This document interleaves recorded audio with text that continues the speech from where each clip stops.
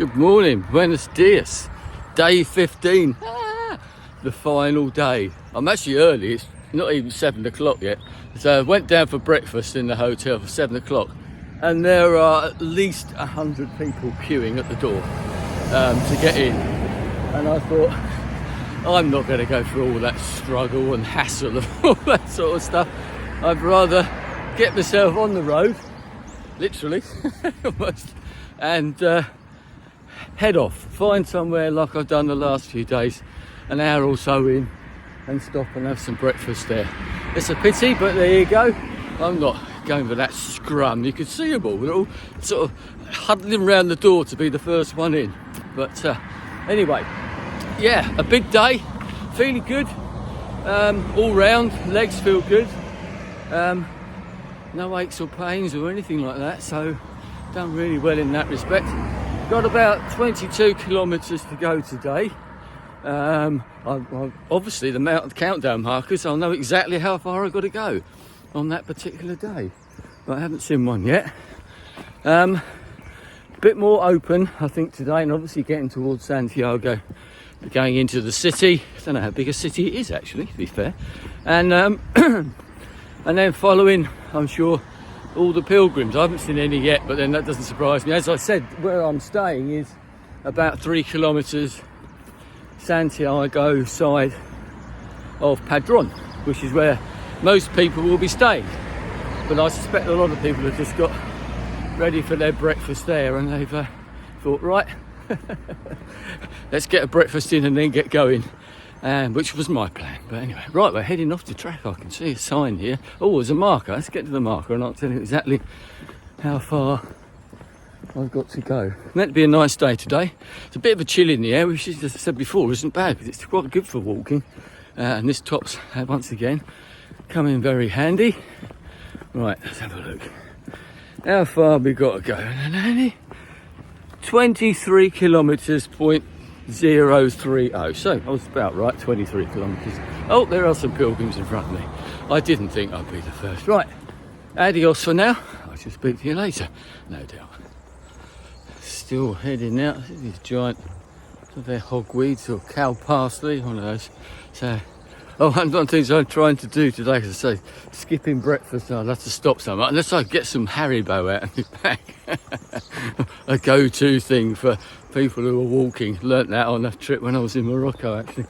Things like that. Oh, not something I would normally eat. But I was just thinking, after talking yesterday about wanting to get there and that, and of course I want to get there, and now I've realised that I can probably get to Santiago, all being well, by midday, because I have a big Pilgrims Mass. They call it the Pilgrims Mass at midday. I doubt that even if I manage to get there, that I'll be able to get into the cathedral for that. One, because you're not allowed to wear rucksacks, which is fair enough, because a lot of the people there will be normally wearing rucksacks. It's just too much, so you have to put them somewhere else, which takes time. Also, it's very popular, and also today it's a feast day, a holy day of some description. And so what they do, they use this thing called the Botto Fumero. You may have seen pictures of it. It's like a huge incense burner, but I'm talking a couple of feet high, or maybe more than that actually. And they fill it with incense and herbs and stuff like that. And then they swing it through the cathedral. And there's about 4 monks, whatever, priests, who help, and they haul it up on ropes, and it swings backwards and forwards down the nave, spraying, if that's the right word, all of this sort of incense and herbs. And the reason, apparently, I mean, I know lots of high churches, Catholic churches, use incense, as do other religions obviously, for cleansing the soul or whatever. But in there, one of the reasons they did it, the cat come to say hello, morning. And one of the reasons they did it there is because obviously back in the day, because this was a pilgrimage route, as I said, that's been used for 1,000 years. So once again, it's one of those things you think about, how many feet have trodden this path in before you, and how many are going to come after you. But obviously back in the day, they didn't have hotels, showers and all those sort of things that you might feel, your personal hygiene, shall we say. So that's why they started swinging the Botto Fumero. Well, that's the urban myth and maybe the urban legend, I don't know, but that's what I've been told and read more than once. That's why they do it. Still do it now. I suppose there's still a few smelly pilgrims, right? Yeah. But another thing say is try not to rush today, because it's obviously, you know, you're excited, you want to get there, complete the journey. It's just, I say you want to get there, as I said before, not trying to race, but it's, you know, you set out on this journey, this challenge, and it is a challenge. Doesn't matter how fit you are, it's still a challenge, it's still a long way. And as I said, I've never done anything like it before. I know it sounds like an old record, but that's true. And you know, they say the longest journey starts with a single step, and every step from that moment on takes you closer to your destination. I used to do it when I was running, and I told other people, you know, who started running, right, I think we're going to be turning here, is that when you're going along, oh, there we are. When you're going along, you start to feel tired, especially if somewhere like the seafront. It doesn't matter, you can be in woods or something like that. And I used to say to myself, right, Andy, let's get to that next lamppost, that next shelter, or that next tree, or something like that. And then, if you feel that you need to, have a rest there. And of course, you get to the next shelter, tree, etc. And you think, right, I'm going to go to the next one. And you go to the next one, and you go to the next one. And it's similar to this, just putting 1 foot in front of yourself all the time. I've seen, you know, I've been very lucky with fitness, say, whether it's luck, whether there's a bit of preparation and all that as well, of the equipment that I've got that I'm using. No blisters, red spots, anything like that. No real tiredness, aching or anything. I like to think some of that's down to preparation and years of being relatively fit. But there are so many people who aren't, as I've mentioned before, but they're still doing it. And you can see, I mentioned the lady the other day, got up out of that chair in the wine bar. And she's not one of the worst. I think he's the Korean guy I've seen most days, whether I should see him today, maybe a bit earlier today. And he's taking his own pack. Both of his knees have got proper knee bandage type things on, their supports. But his left leg, he can't bend it. He's literally carrying it, almost dragging it. And he's doing that, and he's carrying on.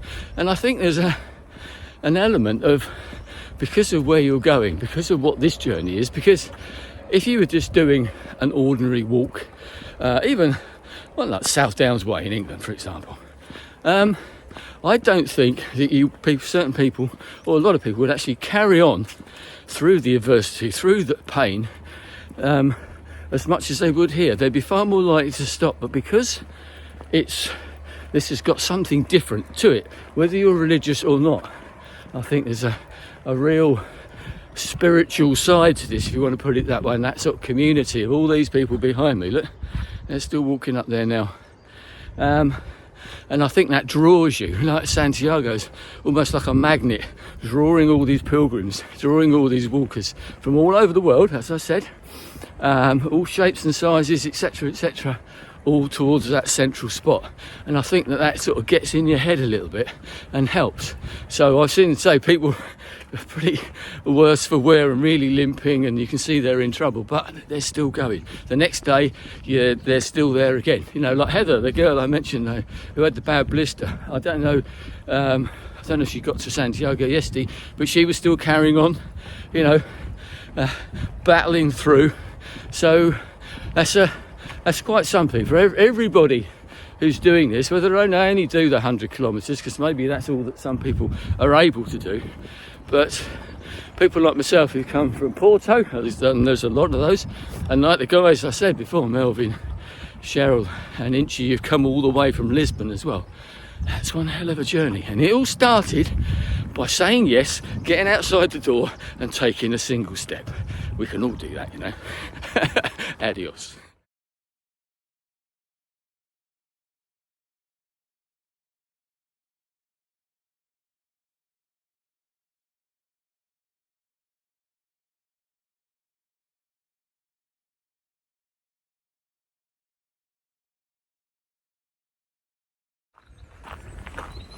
Here we go, getting there, under 15k, I think we're under 14k to go now. And I mentioned about 13 and a half, yeah. I mentioned about in that last video about the power of yes, and that's one of those things. I think it's a book called The Power of Yes or something like that, but don't need to buy it.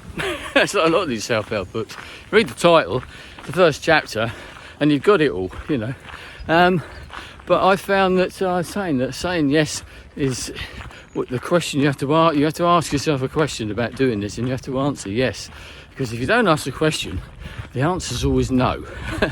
And you sometimes have to put yourself out there, because people say, why do you get to do all these things, Andy? It's because I've put myself out there in the past and I said yes to things, and I've taken a chance, pushed my boundaries, and challenged myself, whether it be doing radio, which I'd never done before, comparing at Beatles Day, things like that, and such like, and lots of other things that I've done, even doing YouTube videos actually, and through that I got to meet lots of people from across the world virtually, excuse me, but then I got to meet some of them in physical terms, you see what I mean, by actually going on a couple of YouTube road trips, once from Chicago down to Nashville, and the other one up the west coast from LA to San Francisco. And that's one of those things, is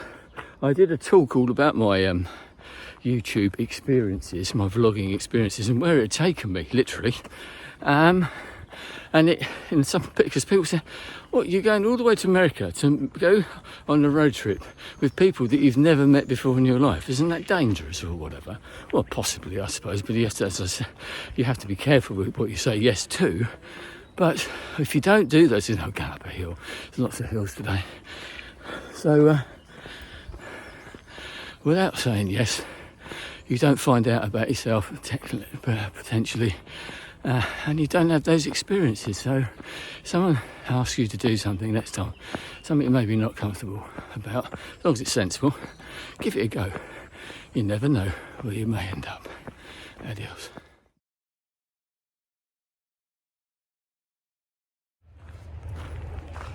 Well, I've just passed the 10k marker. So we're into single figures, and the people, I just stopped and I adjust my backpack. I just had my last sort of rest stop. I thought, all right, need to have a rest, had some Haribo, had some water, push on to the end, and I can see people coming past me, including Inchy and Cheryl just came past going, hey Andy, and so I said my last stop, so everyone seems to be going a bit faster now. The adrenaline's kicking in, because we're not far away, and we can't be far from actually being on the outskirts of the city, I wouldn't have thought. But quite a strange feeling, really. You think you've been walking for nearly 2 weeks, and there's very little time to go, you know, under 10 kilometres until you reach that ultimate goal. There's people there taking a shortcut. Not going to do that. So yes, all very good, and set out. I still feel good. It's been quite a bit of a climb today, actually. I knew that it was like a gradual climb all the way up towards Santiago. Up lovely woods, you know, where we are now. Nice open space, birds singing, nice underfoot to walk on, etc. So yeah, you think it's, say, all uphill more or less today, and I'm just about to go up another hill.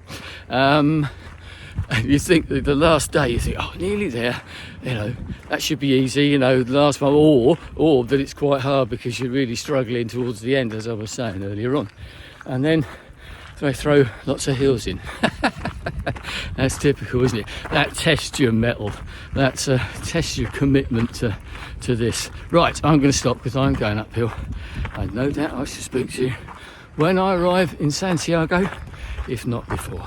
Adios. That's what I was spoken to you. I just went round the corner, a little roundabout, and sure enough, the outskirts of the city. But I don't know if you can see, I've just come down once again through some woods. They do try and divert you from the roads, the main roads, as they can. I'll pull up. But down there is the city of Santiago, and if I stop here and point out around there somewhere, where is it? I've lost it now. There-ish. And I didn't refocus. The two towers of Santiago de Compostela, the cathedral.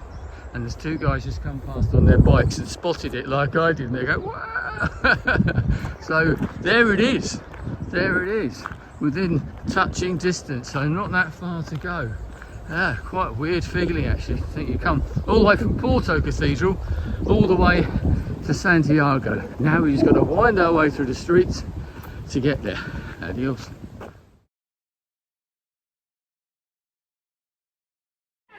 We knew you would be here. So here we go. Coming in, up ahead is the cathedral. Coming through the little back streets. It's always the same. Those last couple of kilometres into the city seem to take forever. It wasn't, you know, not bad at all, walking or whatever. Certainly better than sort of coming into Vigo or something like that. But it just seems to go on forever. And also, it's at that point your legs start thinking, I've nearly done this, Andy, and they start complaining a bit. Anyway, we're nearly there, just at the end of this road, this alleyway. Be into the square. No doubt I shall speak to you. Let's see if I come a bit further. I'll show you this little bit. I suppose a little bit of a journey. The end. Show it to the beginning. Right. So there we are. The cathedral just coming into sight up there. So straight ahead. Right. I'll speak to you in a bit. Adios.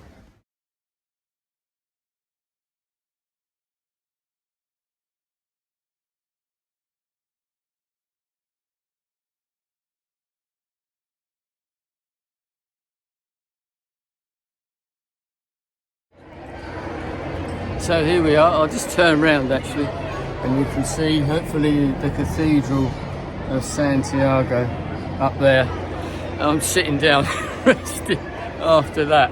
Well, what a journey, eh? So pleased to have finally arrived. There's so much going on in this square. It's just a joyous place because obviously you've got all these pilgrims coming from all these different directions into this square at the completion of however long their journey was. So it's quite a joyous place. It's also filled with kids at the moment on bikes doing something. So it's a hive of activity. I mean, I've got here well in advance of the midday mass, but I really think I just need to sit down, sort of chill out. Obviously, I should be going to get myself a cold beverage fairly soon, so I think I've earned one and deserved one. And also, I don't really fancy standing up for about another hour or something like that. I will go. I intend to go later today, but just a reflection really quickly, because obviously I said before, and lots of people say that the Camino doesn't start, or your personal Camino doesn't start until you finish, and that's when you really get the time to sort of internalise and go over everything that you've achieved and everything you've felt and experienced, I suppose, over the last 14 days of walking, but 15 days. It's been one hell of a trip. You know, it's saying about setting those challenges, and you never think, I think lots of times you don't actually think about the end. You just think about the journey, about getting there. Maybe you forget what it maybe takes, the whole of the thing, how long it, how much it involves. Emotionally, mentally, obviously physically as well, and you don't necessarily think about that until you stop. And it's when you stop that you get over the finishing line in a marathon. You get here, touch the wall of the cathedral, and think, I've just walked 270 kilometres from the cathedral in Porto, and it sort of brings it home to you. I'm sure it'll come home to me a bit more later on tomorrow. I've got tomorrow here as well, but I'm so pleased with myself, proud of myself for having done it. Setting yourself a challenge, saying yes to that challenge, all those things that I've said, and actually getting out there and doing it. Starting with that single step at Porto Cathedral, as I've been mentioning before, and getting here.